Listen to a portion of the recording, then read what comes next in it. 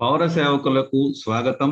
ఎవరైతే జనవరి 16న 2022న mains Telugu paper section B లేదా పార్ట్ బి పేపర్ 2కు సంబంధించి అనాలిసిస్ చేసేటువంటి విధానం ప్రధానంగా ఆల్రెడీ రాసేసారు కదండి. మళ్ళీ ఎందుకు అనాలిసిస్ అంటే, ఎవరైతే రాయాలి నెక్స్ట్ సార్ రాయాలనుకుంటున్నారో, లేదా రాసిన వాళ్ళలో ఉన్నటువంటి లోపాలు కానీ, ఏ పాయింట్స్ రాయలేకపోయామని కానీ, ప్రధానంగా చాలా మంది చెప్పింది ఏమిటి అంటే, టైం చాలట్లేదండి.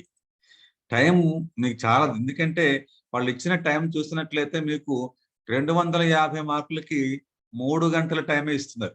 ఈ 3 గంటల్లో ఎవరైతే సమగ్రంగా రాయగలుగుతారో, ఈ 500 మార్కులకి లేదా 250 మార్కులకి పేపర్ 1 పేపర్ 2 రాయగలుగుతారో వాళ్ళకి మాత్రమే మంచి మార్కులు వచ్చే అవకాశం ఉంది. ఈ నేపథ్యంలో పేపర్ 2 సెక్షన్ బికి సంబంధించి లేదా పార్ట్ 2 బికి సంబంధించినటువంటి ఎనాలిసిస్ చూద్దాం. ఎలా ఇచ్చాడు, పేపర్ టఫ్ గా ఇచ్చాడా, పేపర్ ఈజీగా ఇచ్చాడా, పేపర్ నేపథ్యం ఎట్లా ఉంది, ఏ అంశాలను మనం పరిశీలించడానికి ముందు సెక్షన్ బికి ముందు సెక్షన్ ఏ కూడా మీకు ఇచ్చాం. అందులో సుమారుగా 120 వరకు, అంటే 3 ప్రశ్నలని స్కోర్ రాయగలిగితే 3 క్వశ్చన్ నెంబర్ 1, 2 and 4 ఇలా 4 ఆన్సర్లలో మూడోది కొంచెం టఫ్ గా ఉంటుంది.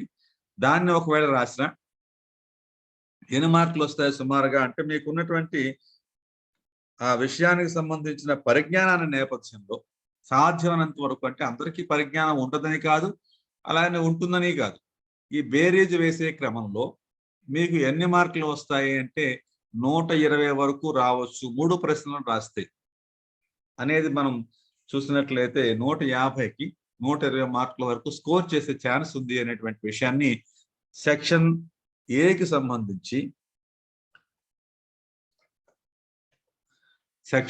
సంబంధించి 120 మార్క్స్ అవుట్ ఆఫ్ 150, అంటే 3 ప్రశ్నలు రాసినట్లయితే 3 ప్రశ్నలకి సమాధానం మీరు రాసినట్లయితే 120 మార్కుల వరకు పొందే అవకాశం ఉంది అని అక్కడ చెప్పాం. ఇక్కడ మనకి సెక్షన్ బికి సంబంధించి లేదా పార్ట్ బికి సంబంధించి క్వశ్చన్ పేపర్ మనం చూసినట్లయితే, దీంట్లో ఆధునిక కావ్యాలకి సంబంధించిన వ్యాఖ్యానం ఉంటుంది. ఇది చాలా జాగ్రత్తగా అధ్యయనం చేయవలసినటువంటి పార్ట్. ఎందుకంటే ప్రాచీన సాహిత్యంలో పట్టు ఉన్న వాళ్ళకి ఆధునిక సాహిత్యం మీద పట్టు తక్కువ ఉంటుంది. ఆధునిక సాహిత్యం ఈజీ అనుకున్నా కూడా అంత ఈజీగా ఇది అనిపించదు. కొంచెం జాగ్రత్తగా, ఎందుకంటే చాలా పద్యాలు ఉంటాయి, లేదా చాలా కవితలు ఉంటాయి, ఆ సందర్భాలు తెలియాలి, వాడు అడిగే పద్ధతి తెలియాలి. ఇంతవరకు అడిగిన పద్ధతి ఒకలా ఉంటే ఈ పార్ట్ బికి సంబంధించి పద్ధతి కొంచెం డిఫరెంట్ గా మార్చేటువంటి వైనాన్ని మనం ఇందులో చూడొచ్చు. చూడండి, ఇక్కడ ఒక్కొక్క అంశంలోంచి మనం చూసినట్లయితే అడిగే విధానంలో ప్రత్యేకంగా ఉన్న అంశాలు మనం చూసినట్లయితే అవన్నీ కూడా విభిన్న రకాలుగా అడిగాడు. అంటే అన్ని ఒకలా మనం అనుకున్నట్టుగా ఇచ్చేస్తాడా పేపరు, అలా ఇచ్చే రకంగా ఎప్పుడు ఉందా అంటే, ప్రతిసారి మనం అనుకుంటాం కానీ అలా అనుకునే లెవెల్లో ఇచ్చే పరిస్థితి కాదు అనే విషయాన్ని మనం గుర్తు చేసుకోవాలి.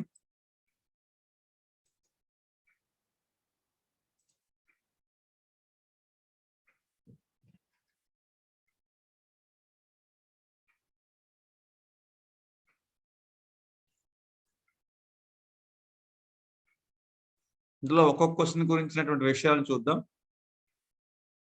ఇమ్ముగా కాకులమ్ముగా అనేటువంటిది సెక్షన్ బిలో మొట్టమొదటిగా ఉన్నటువంటి ప్రశ్న. ఈ 5 కూడా అంటే 5వ క్వశ్చన్ లో ఉన్నటువంటి 5 ప్రశ్నలకి సమాధానం రాయాలండి. ఆ 5 ప్రశ్నలకు సమాధానం రాయకపోతే, ఏ ప్రశ్న మీరు రాయకపోతే ఆ ప్రశ్న మార్కులు ఇంకెక్కడ రాసినా సరే అవి యాడ్ అవ్వవు. కాబట్టి మీరు ఇందులో మీకు తెలిసినా తెలియకపోయినా కూడా రాయాలి. అంటే మీకు టైం వేస్ట్ చేయడానికి అవుతుంది. కాబట్టి వాళ్ళ ఉద్దేశం మిమ్మల్ని టైం వేస్ట్ చేయడం, అక్కడ ఏ రకంగానూ రాయకుండా ఉంచేయటం అనేటువంటి కోణం కూడా ఇందులో కనిపిస్తుంది. అయితే ఇందులో రాయకుండా ఉంచవలసిన పరిస్థితి ఏమి లేదు. జాగ్రత్తగా మీరు ఆ టెక్స్ట్ చదివినట్లయితే, దానికి సంబంధించిన సమాచారాన్ని సరిగ్గా అధ్యయనం చేసినట్లయితే, ఈ మాట అధ్యయనం అనే మాటను గుర్తుపెట్టుకోవాలి. అధ్యయనం చేసినట్లయితే తప్పనిసరిగా రాసే అవకాశం ఉంటుంది. దాని గురించి వర్రీ అయిపోవాల్సినంత అవసరం అయితే ఉండదు. దాని నేపథ్యంలో ఎలా మనం ఇచ్చినా సరే ప్రశ్నల్లో రాయడానికి సిద్ధంగా ఉండేటువంటి నైపుణ్యాన్ని పెంచుకోవలసిన బాధ్యత సివిల్స్ ఆస్పిరెంట్ కి ఉంటుంది. ఇది ఎమ్ముగగా కులమ్మగా అనగానే మీకు ఇందులోంచి అనే విషయం చాలా స్పష్టంగా తెలియాలి. ఎందుకంటే శ్రీకాకుళం అనేటువంటి అంశం ఎందులో ఉంది? ఆంధ్ర ప్రశస్తికి సంబంధించినటువంటిది. కాబట్టి ఇది సందర్భంలో ఆంధ్ర ప్రశస్తికి సంబంధించిన విషయం అనేది వెంటనే గుర్తుకు రావాలి. అలా గుర్తుకు రావాలంటే మనం ఏ అంశాలు చదవాలి, వాటిని సరిగ్గా అధ్యయనం చేయటానికి కావలసినటువంటి సరంజామా. ఎందుకంటే ఆంధ్ర ప్రశస్తికి పూర్తి స్థాయిలో ఎక్కడ వ్యాఖ్యానానికి సంబంధించిన మెటీరియల్ దొరకటం లేదు. అది కొంచెం ఇబ్బందికరమైనటువంటి విషయం యాస్పిరెంట్. అందుకని వాటికి సంబంధించి ఎవరైతే గైడెన్స్ ఇస్తున్నారో వాళ్ళు చాలా రకాల అంశాలని బేరేజ్ చేసుకొని చెప్పాల్సి ఉంటుంది. అందులో ఎన్ని ఉన్నా సరే కవితా ఖండికలు చాలా ఉన్నాయి. అందులో 13 వరకు ఉన్నాయి. ఆ 13లో ప్రతి చదవాలా అంటే దానికి సంబంధించిన అనాలిసిస్ మరి ప్రత్యేకంగా ఉంటుంది. ఇందులో ఈ శ్రీకాకుళముగా అనేటువంటి దాంట్లో ఆంధ్ర రక్తములు అనే చోట విశ్వనాథ్ వారి భావనా శక్తిని ఇందులో భావావేశంతో అడిగాడు. అంటే ఏ చారిత్రక సన్నివేశం విన్నా విశ్వనాథ్ వారి అంతరాత్మ అనేది వ్యక్తంగా స్పందిస్తుంది అనేటువంటి కోణంలో ఈయన భావావేశంతో రాసినటువంటి ఆంధ్ర ప్రశస్తిని ఇక్కడ దీన్ని పూర్వజన్మ వాసనల వల్ల నేను అన్ని నా మనసులో వస్తున్నాయని, ఇది కేవలం తన ఒక్కడే కాదు సమస్త ఆంధ్రులకి ఉంటుంది. అలాంటి నైపుణ్యంలో దీంట్లో ఉన్నటువంటి భావాన్ని తీసుకొని రాయవలసి ఉంటుంది. అలా రాస్తే దీంట్లో కూడా 6 మార్కుల వరకు మినిమం పడే అవకాశం ఉంది. అంటే 6 నుంచి 8 వరకు మనం గెస్ చేయొచ్చు. అంతకన్నా ఎక్కువ వేయచ్చు కదా అంటే వేస్తారండి. కాకపోతే మనం అంత బాగా రాయాలి కూడా.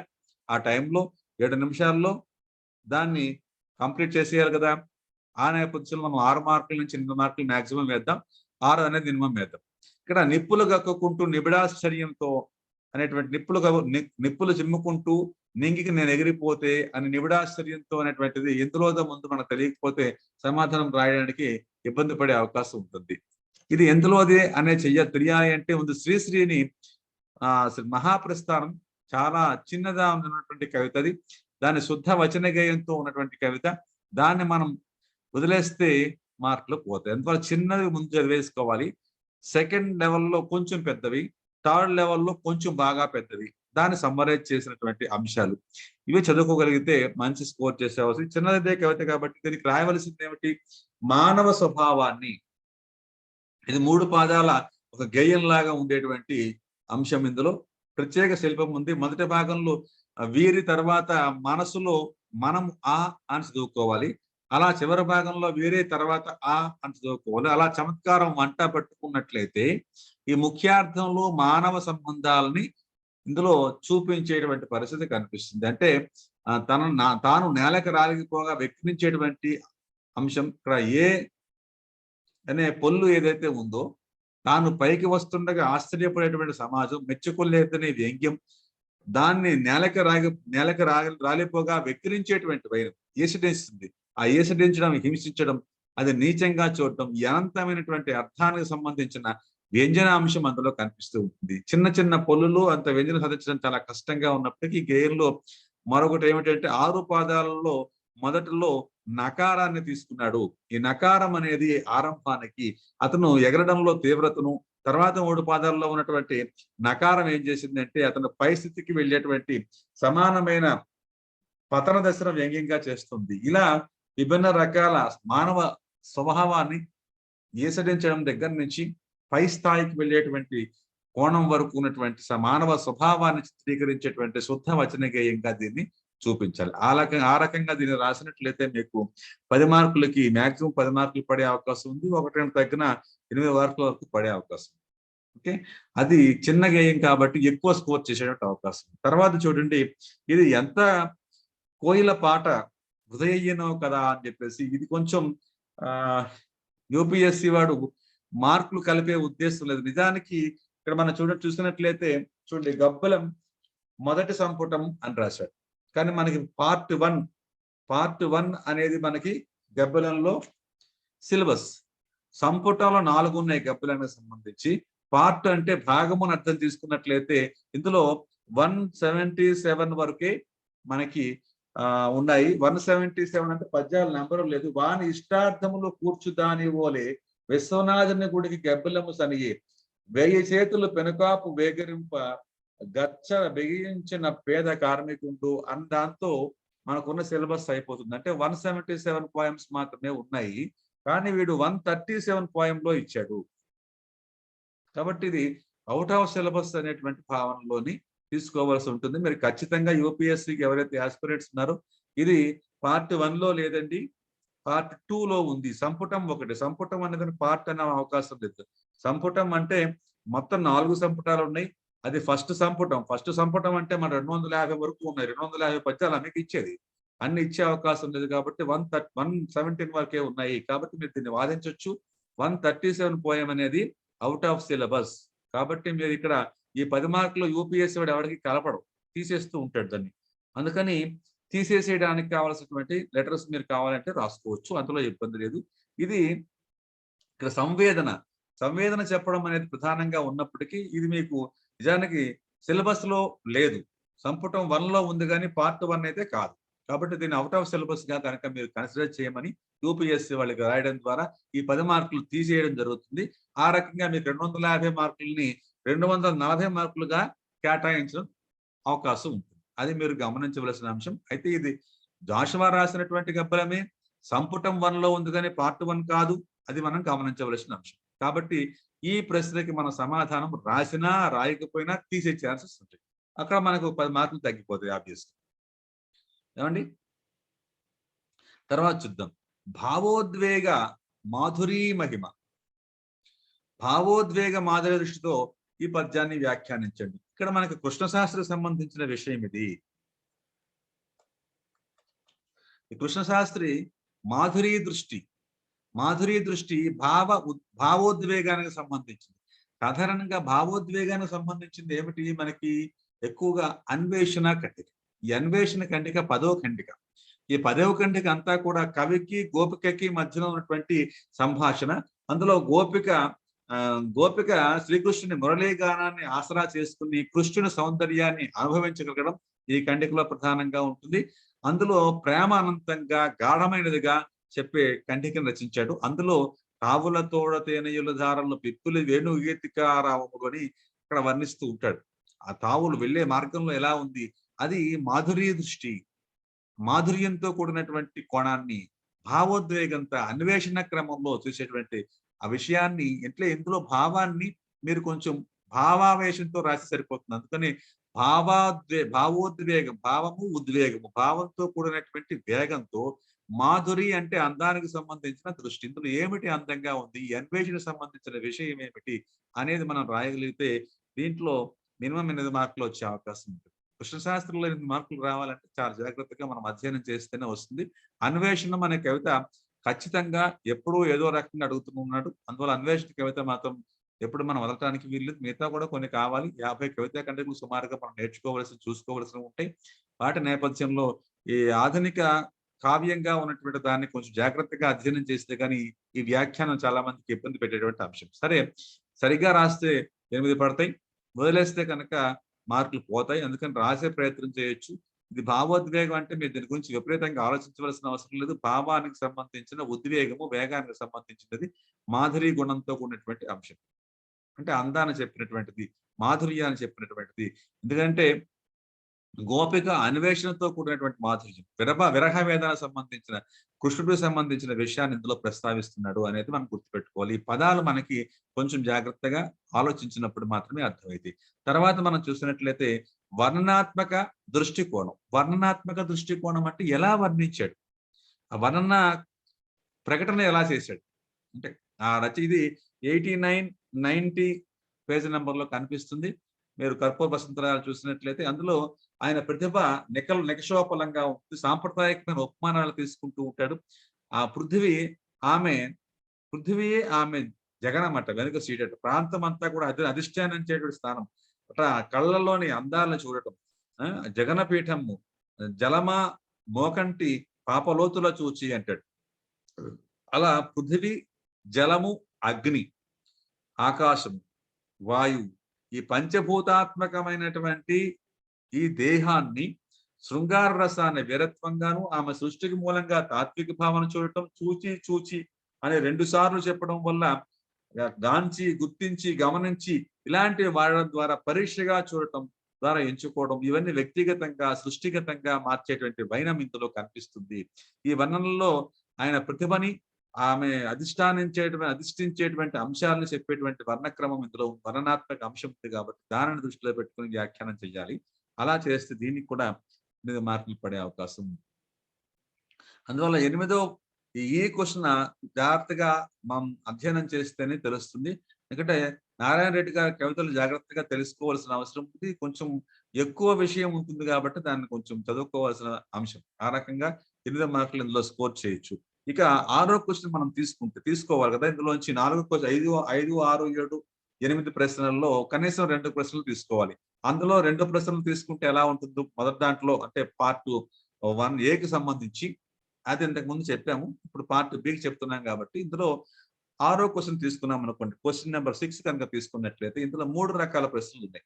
ఈ 3 రకాల ప్రశ్నల్లో ఒకటి మీకు చూడగానే ఈజీగా అనిపించేటువంటి ప్రశ్న, రెండవ ప్రశ్న కొంచెం టిపికల్ గా అనిపించే ప్రశ్న, మూడవ ప్రశ్న మళ్ళీ ఈజీగా ఉన్నటువంటి ప్రశ్న. అందువల్ల క్వశ్చన్ నెంబర్ 6 మీరు చూస్ చేసుకున్నట్లయితే అప్పారావు గారి కథానికలో ఆ కథానిక ఏ రకంగా దోహదం చేసింది? ఆధునిక కథానికకు గురజాడ కథ అప్పారావు చేసిన దోహదం.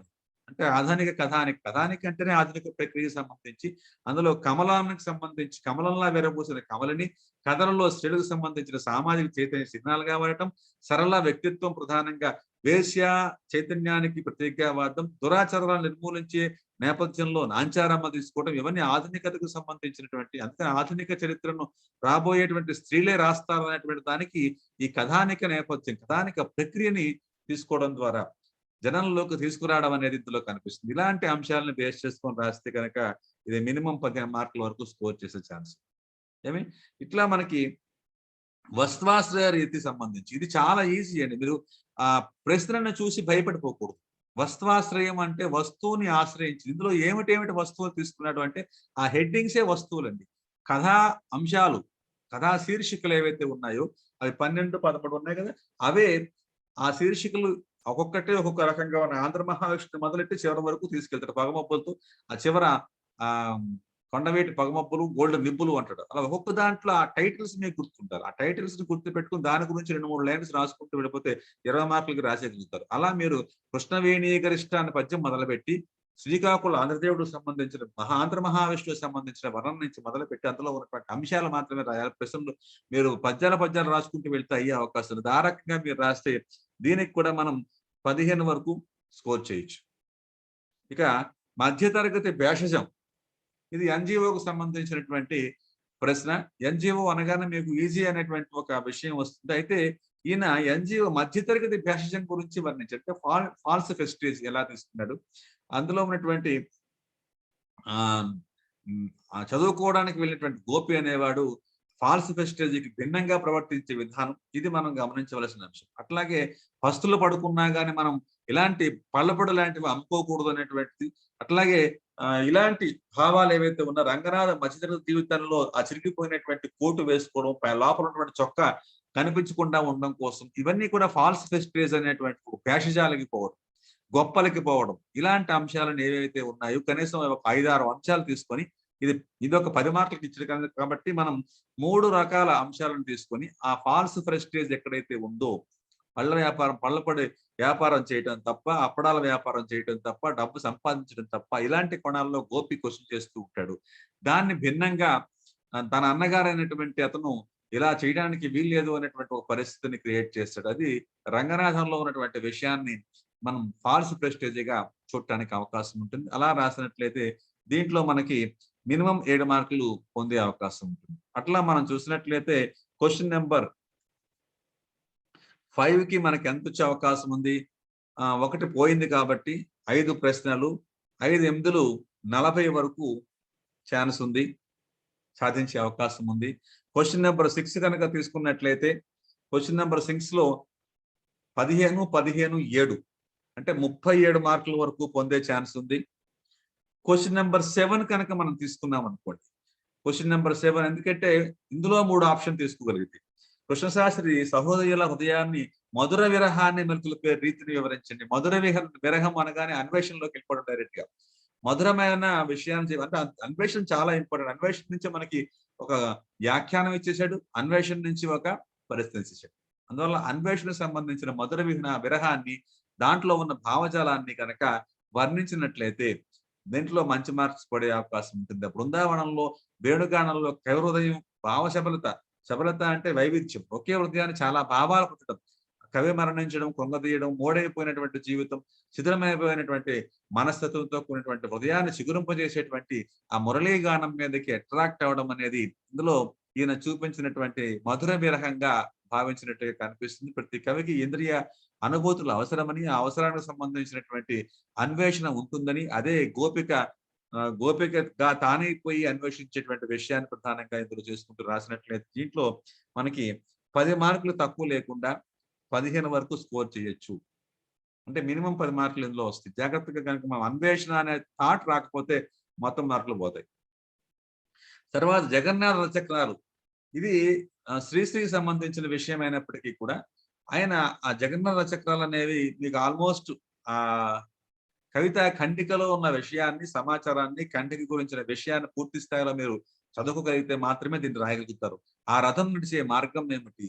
సౌహార్ద్రం పునాదులై ఇళ్ళు లేచి జనావళికి శుభం పూచి శాంతి జగమంతా ఇస్తుంది. ఈ స్వప్నం నిజమైతే, ఈ స్వర్గం రుజువైతే అని చేస్తారు. అంటే ఇక్కడ దేని ద్రోహాలను కూలగొట్టి, దోషాలను తుడిచిపెట్టి అని ఇలా విపరీతమైనటువంటి వేగంతో నడిచేటువంటి రథం చివరికి శాంతి కోసం వెళ్తోంది. ఎందుకంటే వీళ్ళు యుద్ధాన్ని కోరుకునేటువంటి స్వభావం ఉన్న వాళ్ళ కాదు అభ్యుదయ కవులు. ఈ నేపథ్యంలో రాయాలి.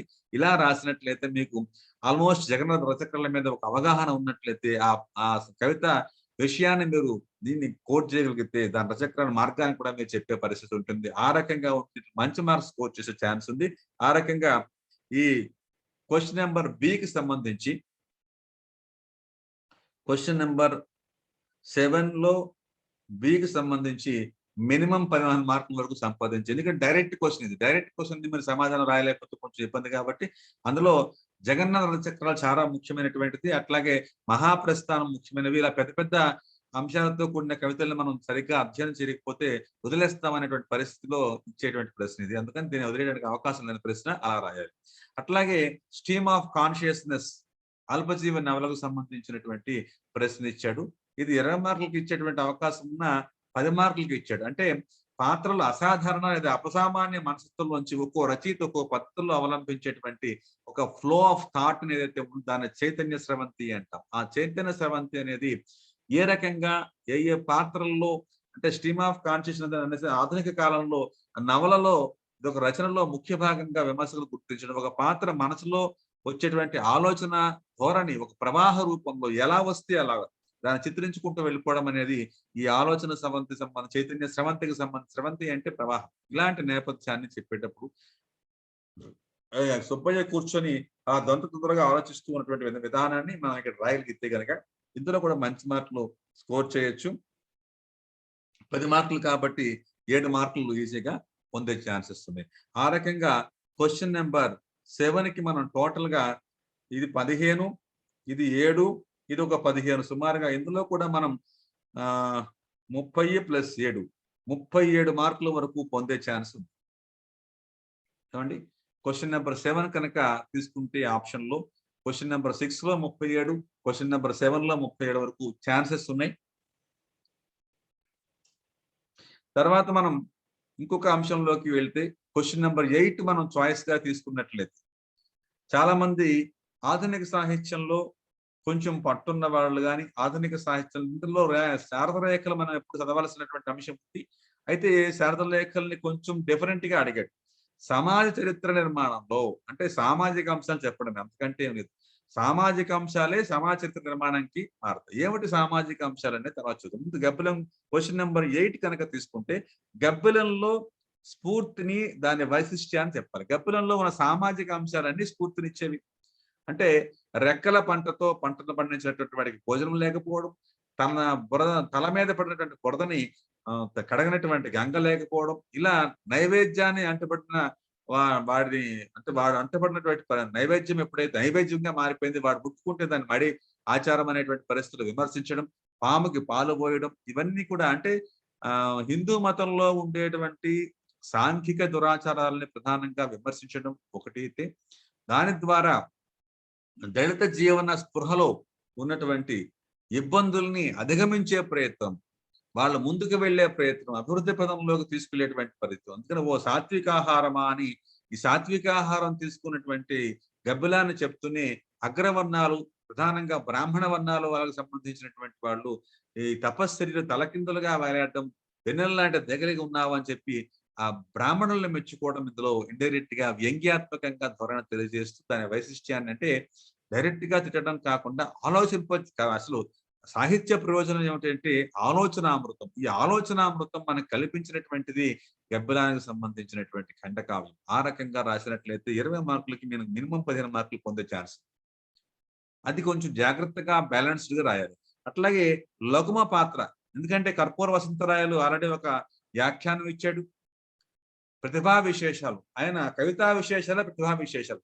లఘుమ పాత్ర చిత్రంలో ఏవేవి తీసుకున్నాడు? ప్రౌఢ కవితాశక్తి, ఊహాశక్తి, ముక్త వైచిత్రం, వస్తుధ్వని, భావుకత, సరళత, శాస్త్రీయత ఇలాంటి నేపథ్యాలను తీసుకొని రాసినట్లయితే దీన్ని కూడా మనకి మినిమం 15 మార్కులు పొందే ఛాన్స్. అంటే కొంచెం తగ్గిన 10 మార్కుల నుంచి 15 వరకు పొందే ఛాన్స్. ఓకే. ఆధునిక సమాజంలో సమాజ నిర్మాణంలో శారద లేఖలు ఎలాంటి వికాసాన్ని కలిగింప చేస్తాయి అంటే, ఇందులో శారద లేఖల్లో స్త్రీ చైతన్యం ముఖ్య కర్తవ్యం. అది ఆధునిక సమాజానికి అవసరమే. శారద లేఖలో సంఘ సంస్కృతులను చూపించేటువంటి వరలక్ష్మమ్మ సంఘ సంస్కరణ చేసేటువంటి విధానం, అట్లాగే ఆ సంఘం లక్ష్మీబాయమ్మ ఆ సంఘ సేవకురాలుగా చేసేటువంటి వైనం, ఇట్లా విభిన్న రకాల స్త్రీలు చేసేటువంటి వైనానికి ఇందులో చాలా జాగ్రత్తగా గమనించుకుంటూ రాసేటువంటి విషయం ఉంటుంది. ఇది జాగ్రత్తగా రాసినట్లయితే సామాజిక అంశాలన్నీ కూడా, అందులో సామెతలలో కూడా సామాజిక అంశాలు రాసి వాటిని కూడా మనం తీసుకోవచ్చు.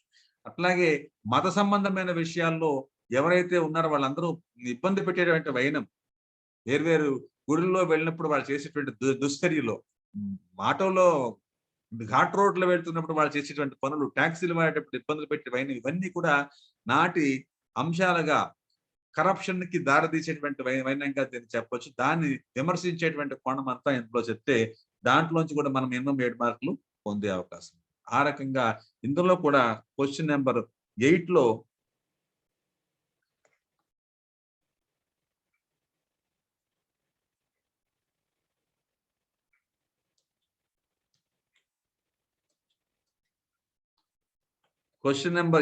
మనకి 37 మార్కుల వరకు పొందే అవకాశం.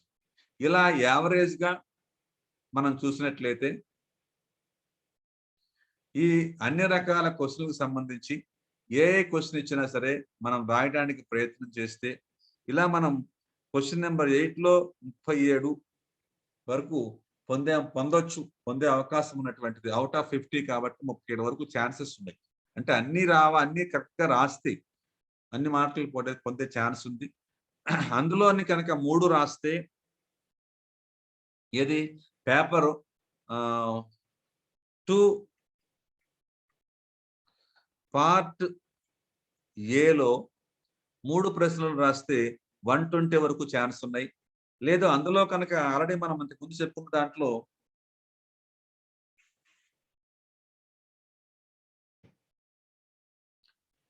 క్వశ్చన్ నెంబర్ 1కి అందులో మనం ఎన్ని ఇచ్చాము అంటే, క్వశ్చన్ నెంబర్ 1కి 40 మార్కులు ఇచ్చాం. క్వశ్చన్ నెంబర్ 2కి 45 మార్కులు ఇచ్చాం.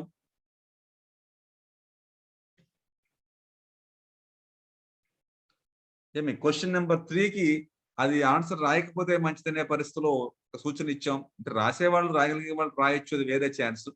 రాయకుండా ఉంటే కూడా ఒకసారి మనకి అడ్వాంటేజ్ అయ్యే అవకాశం ఉంది. ఈ నేపథ్యంలో ఆ సూచన ఇవ్వడం జరిగింది. అయితే క్వశ్చన్ నెంబర్ 4 కనుక తీసుకున్నట్లయితే అంటే 3వ క్వశ్చన్ తీసుకున్నట్లయితే ఆ 3వ క్వశ్చన్ అంటే క్వశ్చన్ నెంబర్ 1కి 40, క్వశ్చన్ నెంబర్ 2కి 45, క్వశ్చన్ నెంబర్ 4కి 35.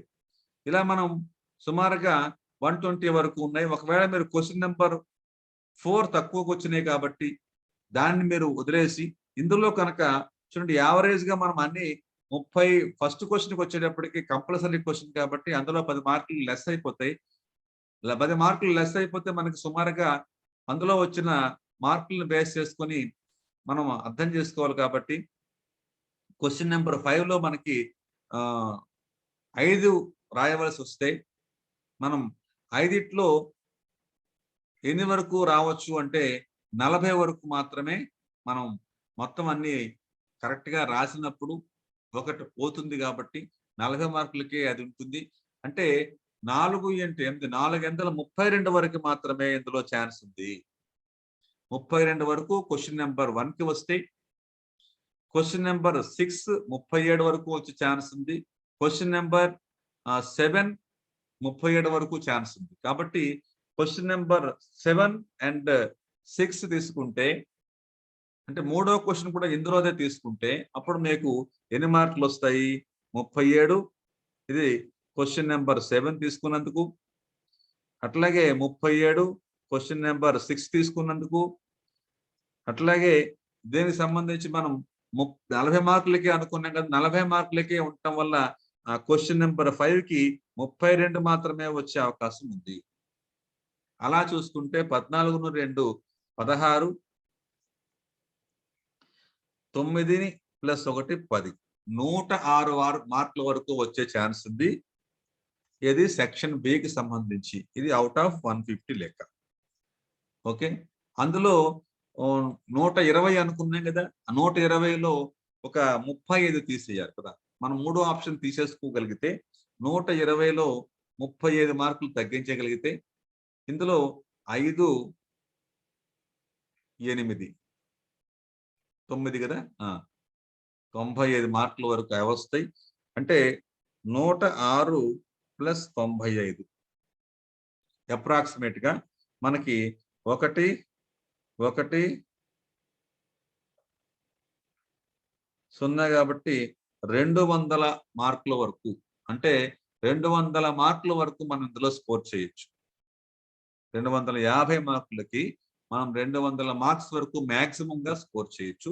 కొంచెం అటు ఇటుగా మారితే 150 వరకు మనం అన్నిటిని సరిగ్గా రాస్తే 150 వరకు మనం స్కోర్ చేసే ఛాన్స్ ఉంది. ఇది ఎనాలిసిస్ చేసేటువంటి విధానంలో మీకు మినిమం మార్క్స్ 150, 200 వరకు వెళ్ళే ఛాన్స్ ఉంది. అంతకంటే పెరుగుతుంది అంటే ఇంకా ఎక్సలెంట్‌గా రాస్తే పెరగకూడదని లేదు. మీరు అన్నిటిని సమాధానం రాసినట్లయితే 150 మార్కులు మనకి 250 మార్కులకు గాను 150 అయితే ఈజీగా తెచ్చుకోవచ్చు. మరీ అంత టఫ్ అయితే కాదు. కాకపోతే ఆ ఇచ్చినటువంటి భావోద్వేగ మాధుర్య దృష్టి అనడం, వర్ణనాత్మక దృష్టి అనడం ఇలాంటి మాటలు కొంచెం జాగ్రత్తగా అధ్యయనం చేయలేకపోవటం వల్ల కానీ, అప్పటికప్పుడు మీకు దాని మీద ఐడియా లేకపోవడం వల్ల ఇబ్బంది పడి ఉంటారు తప్ప, వ్యాఖ్యానంలో మీకు 32 మార్కులు తేగలిగితేనే వస్తాయి.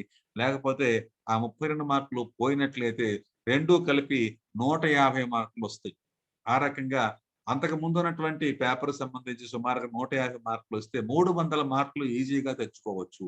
300 మార్కులు గనక మీకు తెలుగు మెయిన్స్‌లో వచ్చినట్లయితే సివిల్ సర్వీసెస్‌లో మీకు స్థానం కలిగి ఉండొచ్చు. మెయిన్స్‌లోకి మీరు ఎప్పుడైతే 300 వచ్చినాయో మిగతావన్నీ కూడా అలాగే వచ్చినట్లయితే దానికి తగినట్టుగా ఇంటర్వ్యూకి మీరు కనుక వెళ్ళినట్లయితే సక్సీడ్ అయ్యే ఛాన్స్ కూడా ఉంటుంది. కాబట్టి ఎవరైతే బాగా రాసామనుకుంటున్నారో వారొకసారి చెక్ చేసుకోండి మీ మీ పేపర్‌లని. మీరు రాసే విధానాన్ని నేను చెప్పే విధానానికి దగ్గరగా ఉందో లేదో సరిచూసుకోండి. అలా ఉన్నట్లయితే మీరు వెంటనే ఇంటర్వ్యూకి ప్రిపేర్ అయిపోవడానికి ప్రయత్నం చేయండి.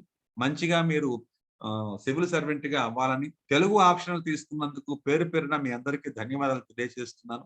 ఈరోజు తెలుగు ఆప్షన్ తీసుకోవడానికి భయపడేటువంటి విద్యార్థుల నుంచి తెలుగే ఆప్షన్ తీసుకోవాలనేటువంటి ఒక అభివృద్ధి పదంలో తెలుగు సులువుగా, వేగంగా, సమర్థవంతంగా అర్థమవుతుందని భాషకి మన మాతృభాషకి మనం ఇచ్చే గౌరవంతో పాటు మాతృభాష నేపథ్యంలో మీరందరూ కూడా సివిల్ సర్వెంట్‌గా మారినట్లయితే తెలుగు భాషకి మరింత ఉద్ధరించడానికి మీ జీవితాల్లో వెలుగులు నింపడానికి మేము సహకరిస్తూ ఉంటాం. ఖచ్చితంగా మీరందరూ కూడా తెలుగుని తీసుకున్నందుకు పేరు పేరున ప్రత్యేకంగా మీకు ధన్యవాదాలు తెలియజేస్తున్నాం. మేమందరం కూడా ఎవరైతే తెలుగుని అభిమానంగా తీసుకుంటున్నారో, తెలుగుని ఇష్టంగా తీసుకుంటున్నారో వాళ్ళందరికీ పేరు పేరున కృతజ్ఞతలు తెలియజేస్తున్నా. అందుకని మీరందరూ ఒకవేళ ఏదైనా చిన్న చిన్న పొరపాట్లు జరిగినట్లయితే అలాంటివి మళ్ళీ మీరు రిపీట్ చేయకుండా ఉండాలంటే ఖచ్చితంగా మమ్మల్ని సంప్రదించండి. మేము మీకు సాధ్యమైనంత వరకు క్లారిటీగా ఇన్ఫర్మేషన్ గాని, లెక్చర్ గాని, విషయానికి సంబంధించినటువంటి సమాచారం గాని ఇచ్చేందుకు సిద్ధంగా ఉన్నాం. కాబట్టి మా సేవలను మీరు వినియోగించుకోవడానికి ఇది తగిన సమయం.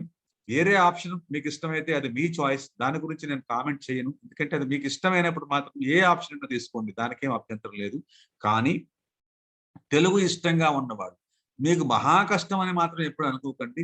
ప్రతి సబ్జెక్టు ఒకలానే ఉంటది. ఏదో ఇదేది పొలిటికల్ సైన్స్ ఈజీ అనో, పబ్లిక్ యాడ్ ఈజీ అనో ఎవరైనా మీకు చెప్తే అలాంటివి నమ్మబాకండి. మీకు ఇష్టమా కాదా అదొక్కటే మీరు గుర్తుపెట్టుకోండి. మీకు ఇష్టము అనుకుంటే ఆ సబ్జెక్ట్‌లో మీరు కష్టమైన అది ఇష్టంగానే తీసుకోండి. అది నా ముఖ్యమైనటువంటి సూచన. అంతేగాని ఎవరో చెప్పారు అని మీరు మీ అంతటా మీరు నిర్ణయం తీసుకునేటప్పుడు ఈ విషయాన్ని దృష్టిలో పెట్టుకొని చూసుకున్నట్లయితే మరింత లబ్ధి పొందుతారని ఆశిస్తూ, ఎక్కడెక్కడ ఎవరెవరైతే ఫెయిల్ అయ్యారో, ఫెయిల్ అవ్వడం మీన్స్ ఇందులో ఎవరు ఏమి రాయలేని వారు కాదు. ప్రధానంగా టైమ్ సెన్స్ 7 నిమిషాల వ్యవధిలో వ్యాఖ్యానాలు 10 మార్కులవి కంప్లీట్ చేసుకుంటూ రావాలి. ఒక్కొక్క దానికి 7 నిమిషాల లెక్కన. అట్లాగే 20 మార్కుల ప్రశ్నకి ఇంకొక 4 నిమిషాలు పెంచుకొని 12, 13 నిమిషాల లోపే ముగించుకునే ప్రయత్నం చేయాలి. ఇలా మనం చేయడం అనేది మీరు ఖచ్చితంగా టెస్ట్ సిరీస్ రాసినప్పుడు గాని, మీ అంతటా మీరు టెస్ట్ చేసుకునేటప్పుడు గాని, స్టాప్ వాచ్ పెట్టుకొని గనక మీరు దాన్ని అధ్యయనం చేసుకుంటూ రాయడం ప్రాక్టీస్ చేసినట్లయితే, ఎందుకంటే చాలా మంది బీకామ్, బీఎస్సీ, బీటెక్ లాంటి వాళ్ళు ఉన్నారు ఎక్కువ మంది. వాళ్ళకి తెలుగు 10th క్లాస్ తర్వాత మర్చిపోయారు ఆల్మోస్ట్. కానీ తెలుగు మీద అభిమానం ఉంటుంది. అలాంటి వాళ్ళకి ప్రత్యేకంగా నేను చెప్పేది ఏమిటంటే, మీరు సాధన చెయ్యండి. సాధనం ఉన్న పనులు సమకూరు ధరలోన. మీరు ఎంత సాధన చేస్తే మీ పని అంత ఈజీ అయిపోతుంది. ఈ గైడెన్స్ గాని, సివిల్ సంబంధించినటువంటి యాస్పిరెంట్స్ ఎవరైతే ఉన్నారో గైడెన్స్ కావాలనుకుంటే ఖచ్చితంగా మీకు గైడెన్స్ ఇవ్వడానికి సిద్ధంగా ఉన్నాం. మీరు సాధన చేయండి. మేము 60% మీకు ఇవ్వడానికి సిద్ధంగా ఉన్నాం. మీరు 40% ఎఫర్ట్స్ పెట్టండి చాలు. మాక్సిమం లెవెల్‌లో మిమ్మల్ని తీసుకెళ్లే బాధ్యత మేము వహిస్తాం. మీరు ఖచ్చితంగా సివిల్ సర్వెంట్ యాస్పిరెంట్స్ ఎవరైతే ఉన్నారో మీరు లక్ష్యం పెట్టుకోండి. దానికి తగినటువంటి కృషి చేయండి. మాతో సహకరించండి. మేము మీకు సహకరిస్తాం. మీ ఉన్నతిని ఎప్పుడూ కాంక్షిస్తాం. ఉన్నతిగా ఉండాలని కోరుకుంటుంది. అందుకని మీకు తెలుగు ఆప్షన్‌కి సంబంధించి ఎలాంటి ఇన్ఫర్మేషన్ కావాలన్నా, డేటా కావాలన్నా, మెటీరియల్ కావాలన్నా దానికి తగినటువంటి కనీస ధరని మీకు ఇచ్చే ప్రయత్నం చేస్తున్నాం. అందుకని మీకు ఈ రకమైనటువంటి గైడెన్స్‌తో పాటు ఎనాలిసిస్, ప్రీవియస్ ప్రశ్నలకు సంబంధించినటువంటి సమాధానాలు ఇవన్నీ చెప్పేందుకు మేము సిద్ధంగా ఉన్నాం. మరి మీరు సిద్ధంగా ఉన్నారా? తప్పనిసరిగా రండి. మనం కలిసి, మనం కలిసి, మీరు, మేము కలిసి. ఎందుకంటే మీకు తెలిసింది కొంచెం అనుకుంటూ ఉంటారు. అందుకని మీకు తెలిసింది కొంచెం, మీలాంటి వాళ్ళకి తెలిసింది ఇంకొంచెం, అలాంటి వాళ్ళందరినీ గ్యాదర్ చేసి లఘువు ప్లస్ లఘువు గురుత్వంగా మార్చేటువంటి కోణంలోకి తీసుకెళ్లేటువంటి దృష్టి మాది. తప్పనిసరిగా మమ్మల్ని నమ్మండి. గురువులను నమ్మండి. గురువులు నమ్మినప్పుడు మీకు వాళ్ళు దిశానిర్దేశం చేస్తారు. దాని దారమ్మట వెళ్ళటం మీకు సులువవుతుంది. అనవసరంగా మీకు డబ్బులు పెట్టి ఎవరెవరికో చాలా ఎక్కువ అమౌంట్‌లు పెట్టేసి ఇబ్బంది పెట్టే కంటే ఎవరినో ఒకరిని నమ్మండి. వాళ్ళు మీకు అలాంటివి ఇచ్చారా లేదా మీరు చెక్ చేసుకోండి. లేదా ప్రీవియస్ స్టూడెంట్స్‌ని కనుక్కోండి. కనుక్కొని నిర్ణయం తీసుకోండి. ఓకే. శుభం భయాత్. మీ అందరికీ మంచి జీవితం రావాలని కోరుకుంటూ, ఆశిస్తూ శుభం.